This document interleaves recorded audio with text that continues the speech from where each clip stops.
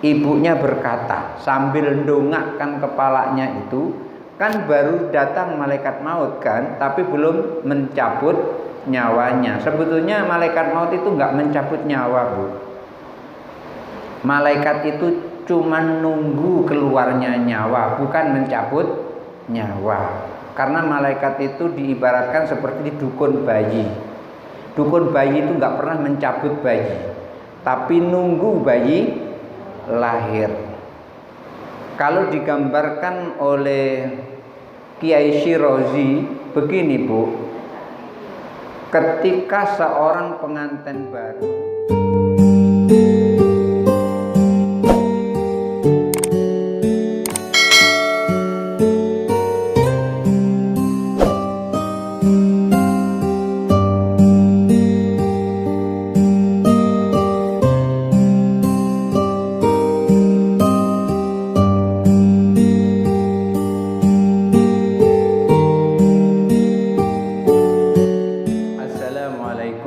warahmatullahi wabarakatuh.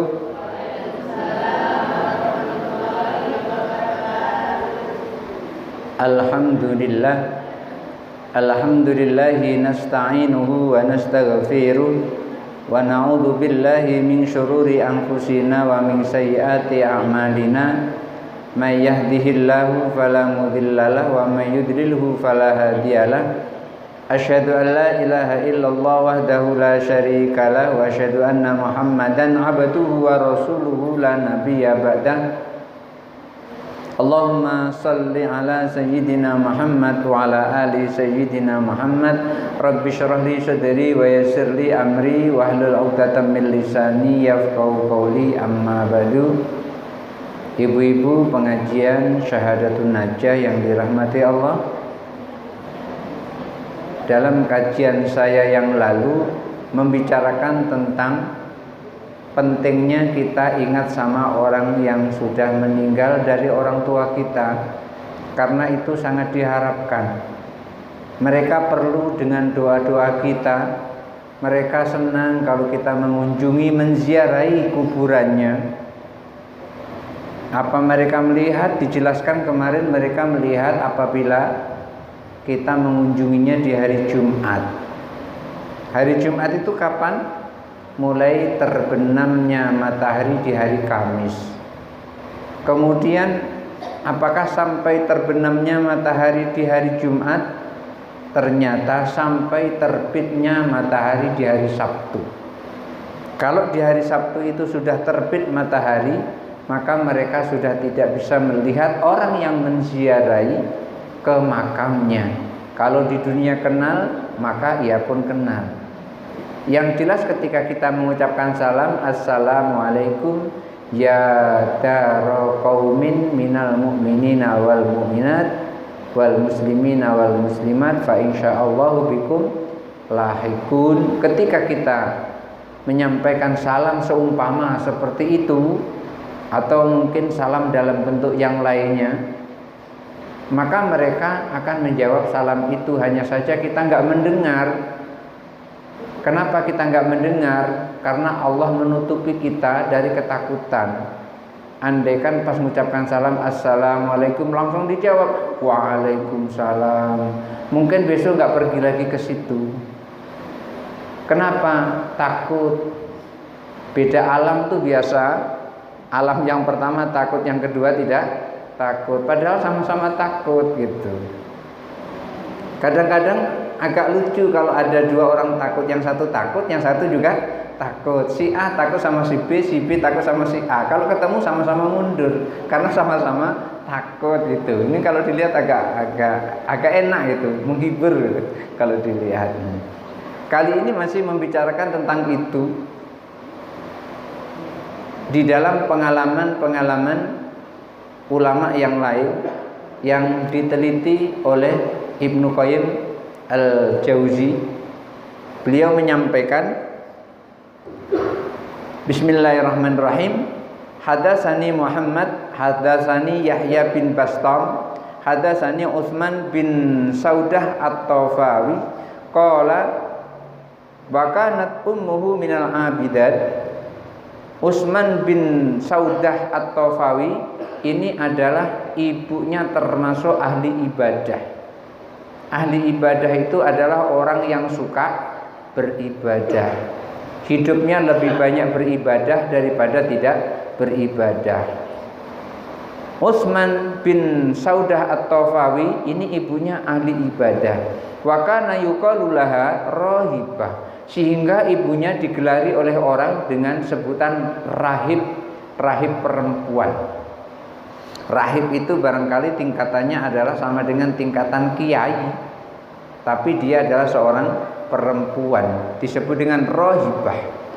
Qala Utsman bin Saudah At-Tafawi menyampaikan, lamma ihtadarat wa rafa'at ra'saha ila samai, ketika maut menghadiri ibu, kata beliau, kata Utsman bin Saudah At-Tafawi, beliau menyampaikan ketika ajal menjemput ibu, maka ibu mendongakkan kepalanya ke langit. Bukan mendoakan ya, mendongakkan. Beda ya mendoakan dengan mendongakkan. Kalau mendoakan itu seperti ini, tapi kalau mendongakkan itu seperti ini. Jadi beda ya. Mendoakan dengan mendongakkan, beda. Jadi pas begitu maut tiba, ibunya mendongakkan kepalanya ke langit. Pada saat ibunya mendongakkan kepalanya ke langit itu, faqalat, ibunya berkata sambil mendongakkan kepalanya itu, kan baru datang malaikat maut kan, tapi belum mencabut nyawanya. Sebetulnya malaikat maut itu enggak mencabut nyawa, Bu.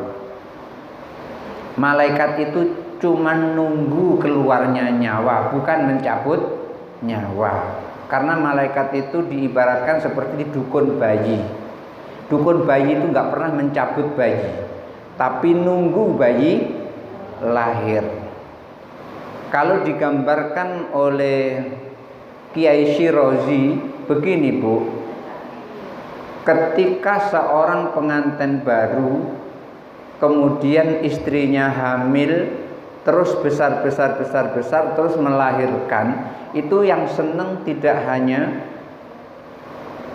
si suami atau si ibu dari anak itu, termasuk nenek dan kakeknya senang. Betul? Ada yang ketika cucunya lahir terus nenek kakeknya sedih banget gitu, ada? Enggak ada kan? Senang. Terus disambut 7 hari, disambut dengan disembelihkan kambing sebagai akikah. Pas begitu di dunia, nanti pada saat orang sudah dijemput ajalnya, artinya dia sudah sampai kepada titik akhir hidupnya, itu orang tua yang telah mendahului itu juga kumpul.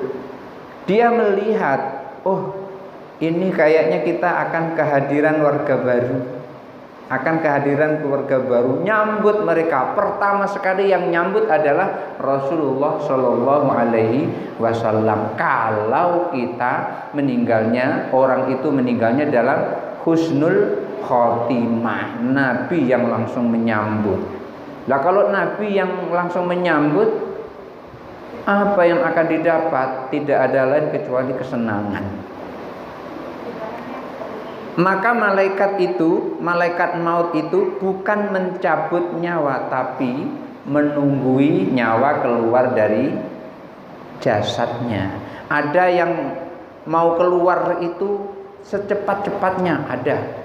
Makanya orang meninggal itu, Bu, yang pertama ada yang terlihat mukanya pucat, ketakutan.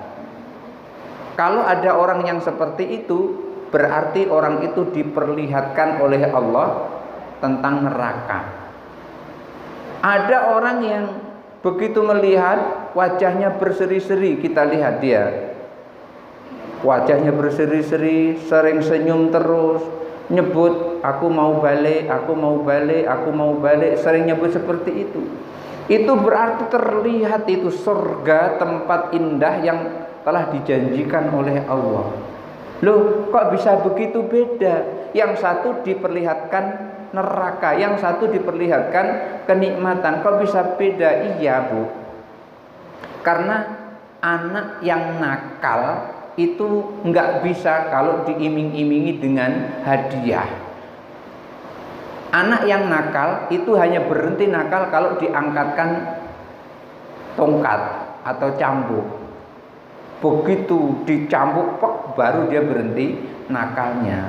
Maka orang yang berbuat dosa ditunjukkan neraka itu tujuannya adalah supaya segera bertaubat kepada Allah Subhanahu wa ta'ala. Tetapi kalau orang baik itu nggak usahlah ditakut-takuti, diiming-imingi kesenangan saja sudah senang. Kamu rajin sholat, nanti Allah akan berikan surga. Kita rajin sholat karena kita orang baik. Coba kalau orang suka main judi itu, orang suka mabuk, omongin kayak gitu. Kalau kamu rajin sholat, kamu nanti akan mendapat surga. Paling malah dibanting dengan botol minuman itu. Kenapa? Karena orang jahat itu nggak bisa diiming-imingi dengan kebaikan. Anak juga begitu. Kadang-kadang kan ada kata-kata yang cocok untuk anak tapi nggak cocok untuk bapak. Ada cocok untuk bapak tapi nggak cocok untuk anak. Likulli maqamin maqalun wa likulli maqalin maqamun. Kan kadang ada orang tua berbunyi seperti ini kepada anak cocok, tapi kalau anak berbunyi seperti itu nggak cocok sama orang tua. Contohnya gini, anaknya nakal, suruh mandi nggak mau mandi, terus ibunya ngomong sama si anak, nak cepet mandi, sudah sore, nah udah setengah 6 nih, mandi cepet, sudah itu pergi ke masjid ngaji.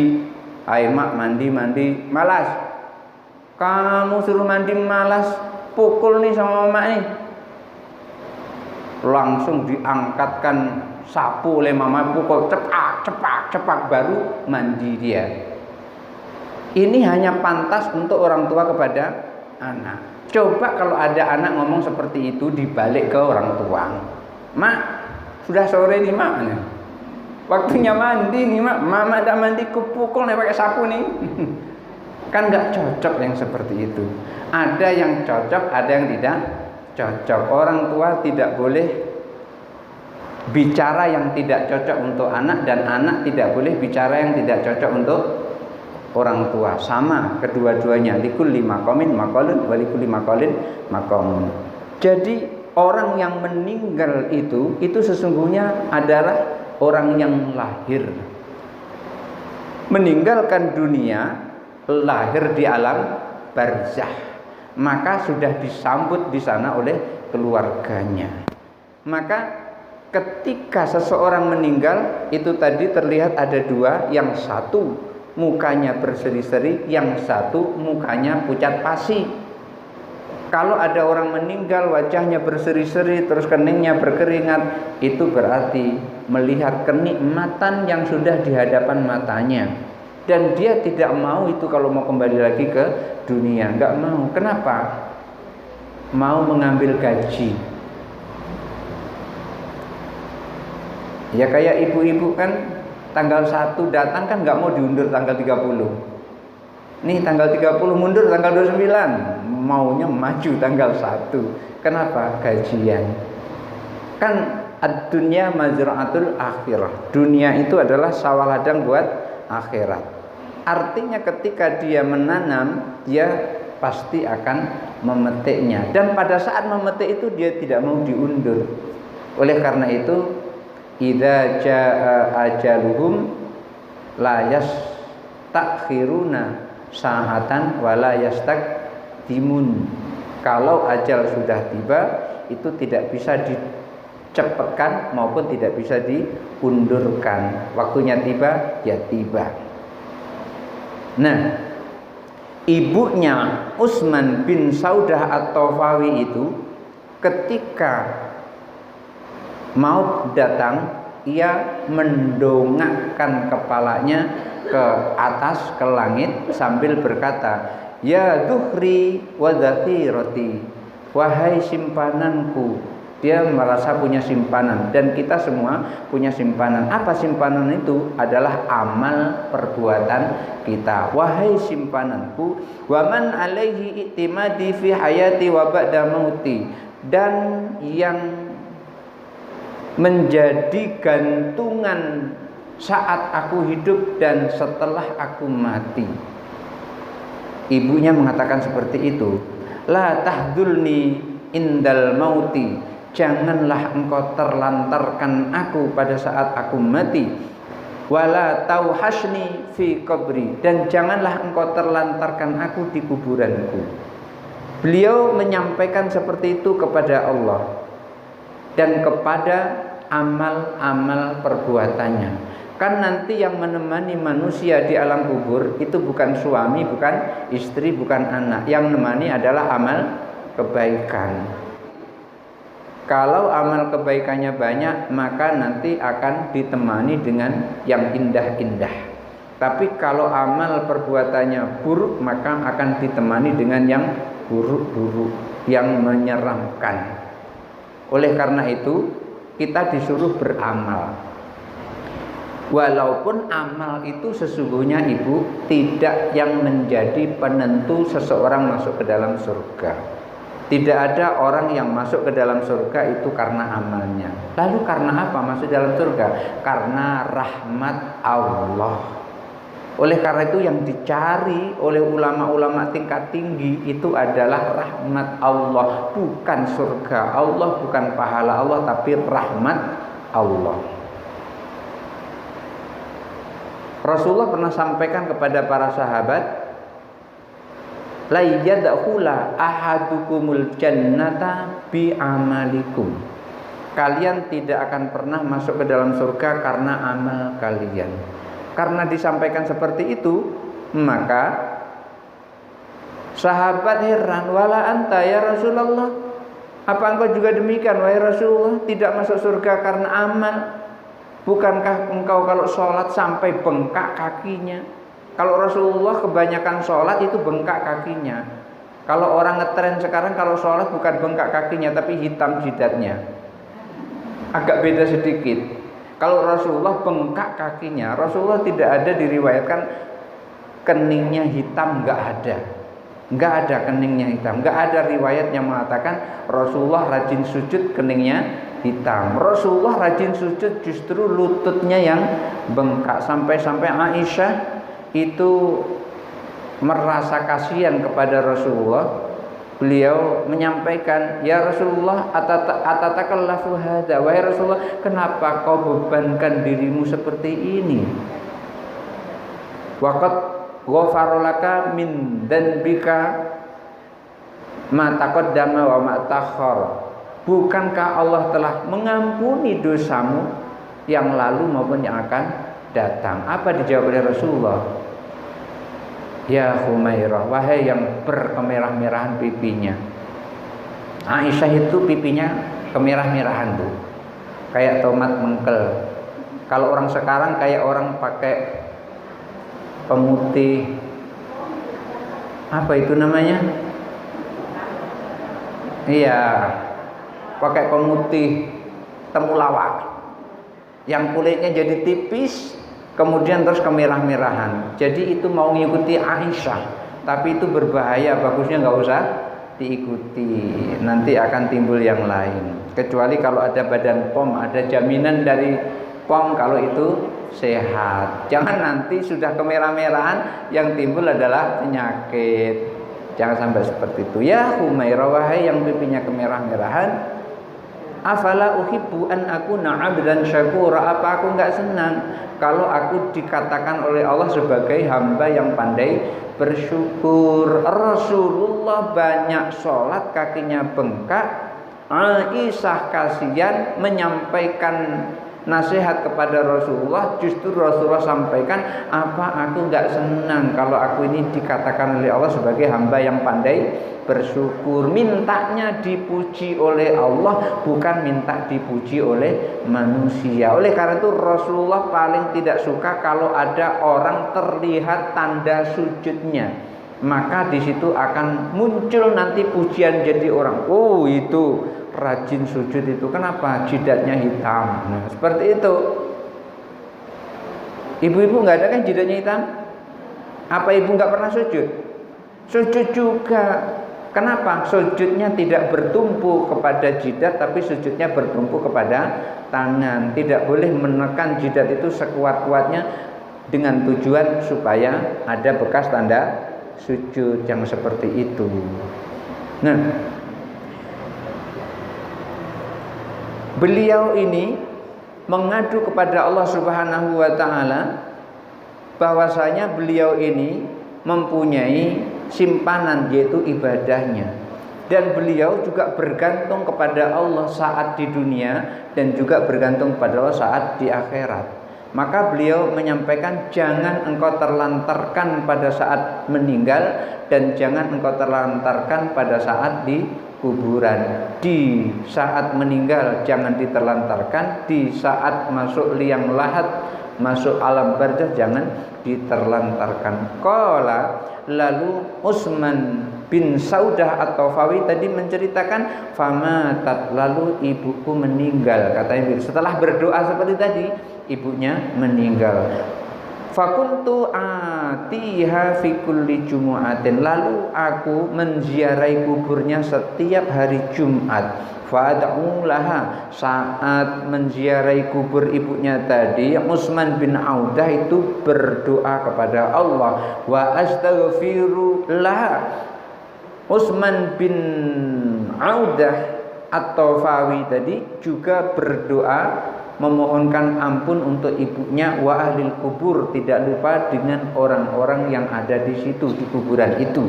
Jadi kalau ibu pas lagi berziarah kubur, minta ampun kepada Allah untuk dosa ibu sendiri dan dosa orang tua atau dosa orang yang dekat dengan kita, jangan lupa li ahlil kubur minal muslimin wal muslimat. Orang ahli kubur, penduduk kubur itu yang beragama Islam, yang mukmin, baik laki-laki maupun perempuan, berdoa seperti itu.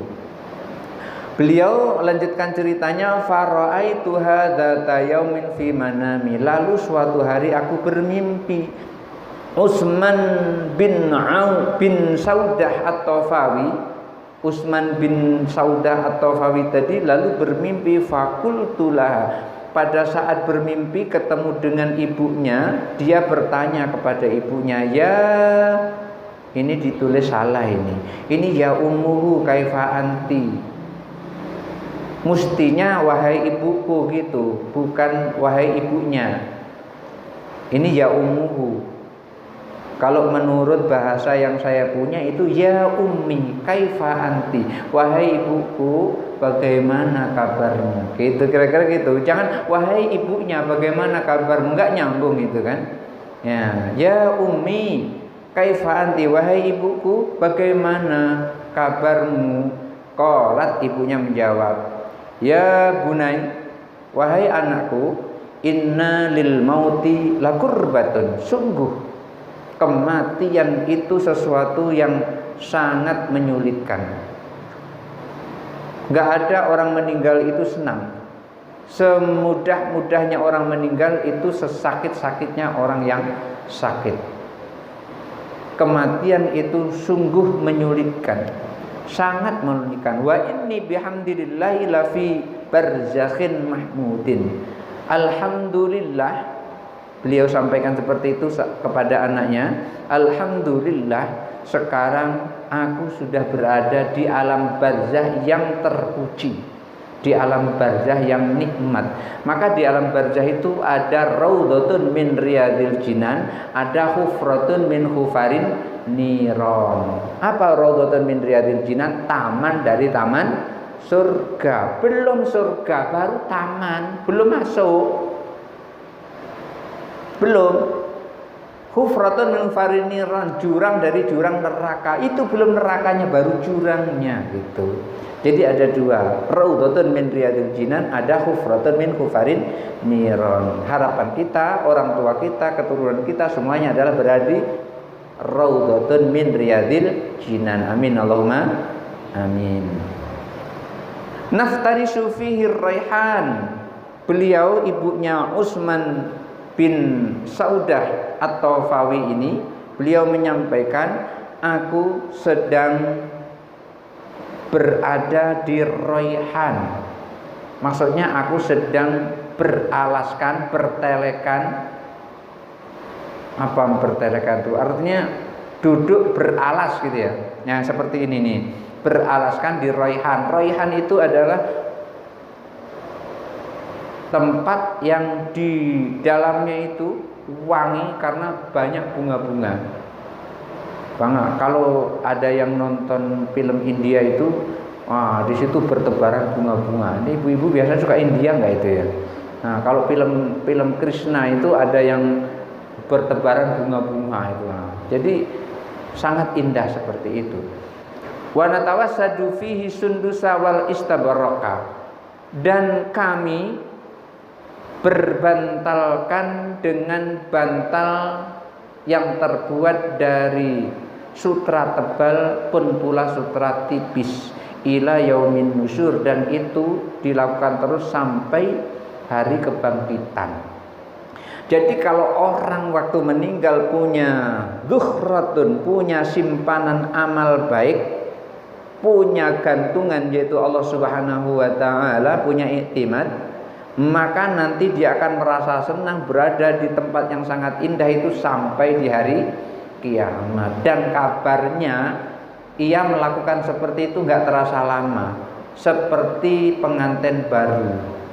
Saya yakin ibu masih ada lah yang ingat pengantin baru dulu, baru isak tahu-tahulah sudah subuh.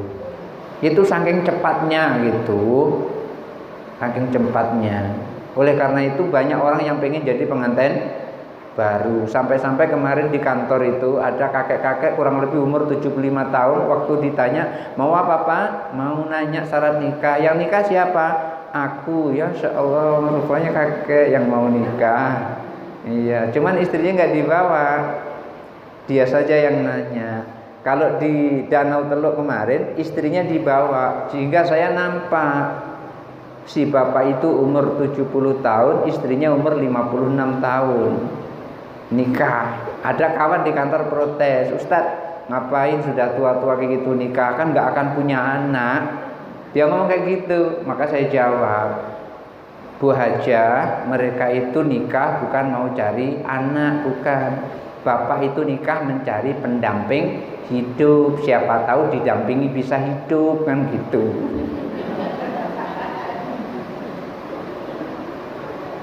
Saya dimarahi sama Ibu Hajah itu. Saya dimarahinya, mencari pendamping hidup.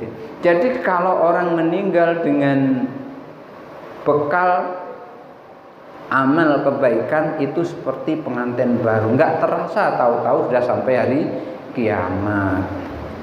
Fakultulah, lalu beliau Utsman bin Saudah atau Fawi tadi bertanya kepada ibunya, alaki hajatun, karena perempuan bukan alaka. Kalau perempuan alaki hajatun, apakah engkau punya hajat wahai ibuku? Apa yang engkau perlukan dariku? Kira-kira begitu. Lalu beliau menyampaikan, qalat, ibunya yang sudah ruh tadi menyampaikan, na'am, ya aku punya hajat kepadamu nak. Qultu, lalu Utsman bin Saudah atau Fawi tadi menyampaikan, wa mahiyya, apa hajat ibu yang ibu sampaikan kepadaku?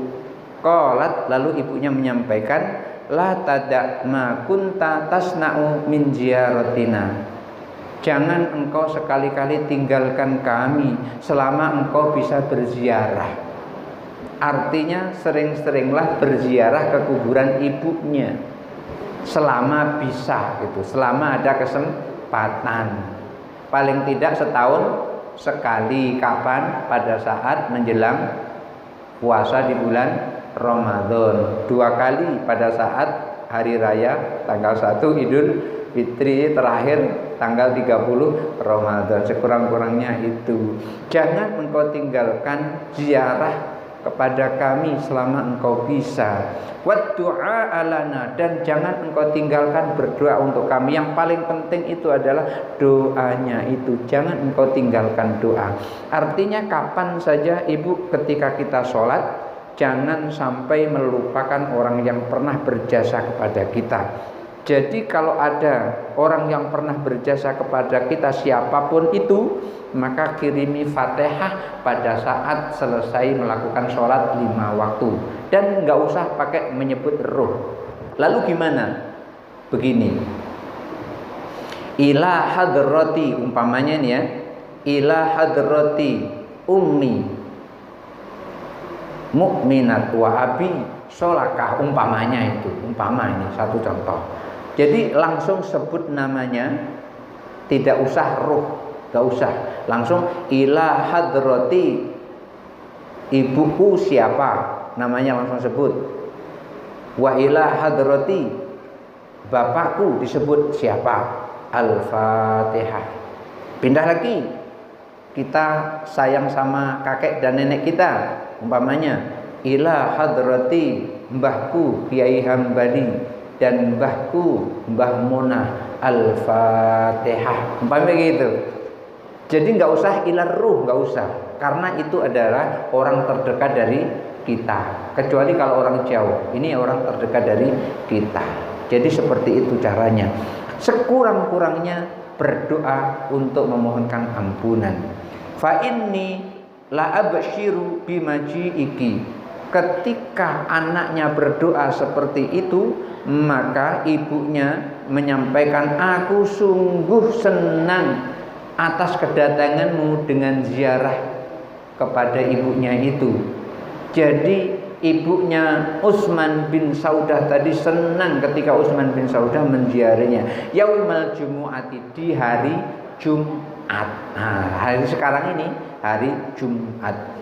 Idza aqbalta min ahlika, apabila engkau menemui keluargamu, yaitu keluarga yang sudah meninggal, yaitu ibunya, merasa senang ibunya. Tapi tidak hanya ibunya saja, yuqaluli, beliau menyampaikan kepadaku, ya rohibah, orang-orang yang ada di tetangga-tetangga ibunya tadi yang ada di alam barzah, itu ada yang mengatakan kepada ibunya tadi, lalu menyeru, ya rohibah, wahai rohibah, maksudnya adalah ibunya Utsman bin Saudah At-Tafawi tadi, hadza ibnuka, ini anakmu, qad aqbala, dia telah menemui, ini anakmu telah menemui kita semua ada di sini.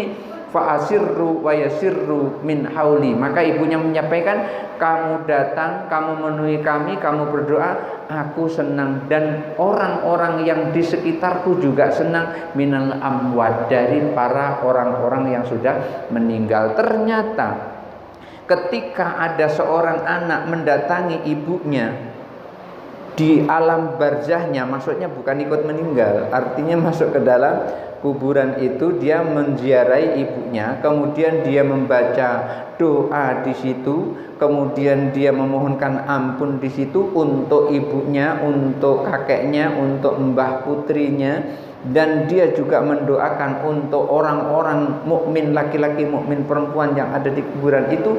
Ternyata orang-orang itu pada berbangga kepada ibunya yang diziarahi oleh anaknya dengan doa itu tadi. Berbangga mereka senang. Begitu senang langsung lapor, itu anakmu datang, anakmu mendoakan kami semua, itu merasa senang. Oleh karena ibunya menceritakan, aku senang dan mereka tetanggaku di kuburan ini juga senang. Jadi ini ibu, keutamaan orang yang menziarahi kubur itu tadi. Baik, barangkali itu saja dulu yang bisa saya sampaikan. Kalau nanti ada yang bertanya dipersilahkan. Hadanallahu wa iyyakum ajmain, wallahu muwaffiq ila aqwamit thoriq. Wassalamualaikum warahmatullahi wabarakatuh.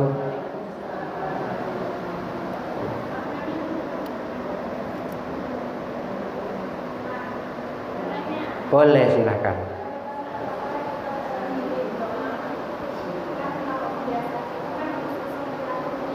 Nunggu.